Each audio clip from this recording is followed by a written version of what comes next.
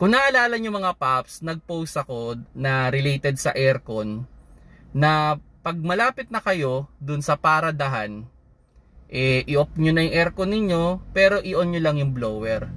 And may nabasa ako na magandang analogy kung bakit pala maganda yung practice na yon. Kasi on the idea, like for example, hindi natin ginawa yung practice na yon. Pagdating natin dun sa paradahan, pinatay natin yung makina. So, dahil yung ating evaporator sa aircon, yun yung para mga pin, no?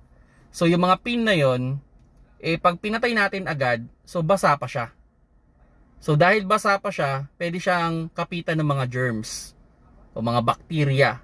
So, ang ending, mabilis na dudumi yung ating aircon. At dahil basa-basa pa siya, pwede rin mabilis na mag-corrode yung ating evaporator. So, pag inabot yan ng corrosion, di kakalawangin yan agad, mabubutas.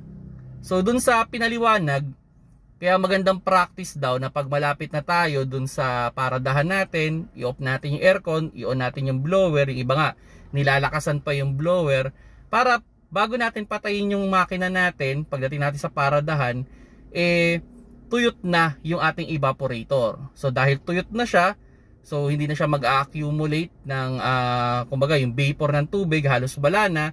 So hindi na siya tatanggap ng mga bakterya, kumbaga, o yung mga germs. So ang tendency nun, maiiwasan natin yung pagkakaroon ng amoy sa aircon. And dahil tuyot na rin nga siya, maiiwasan din natin yung pangangalawang ng evaporator.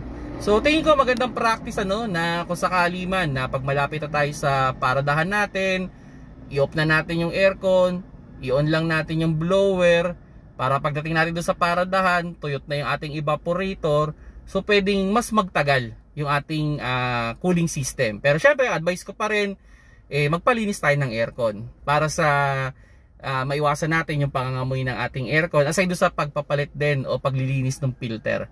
Yun yung masigurado. Okay? So yun nga pa, sana nakakuha kayo ng konting idea. Pwede nyo gawing practice yan. I think okay naman.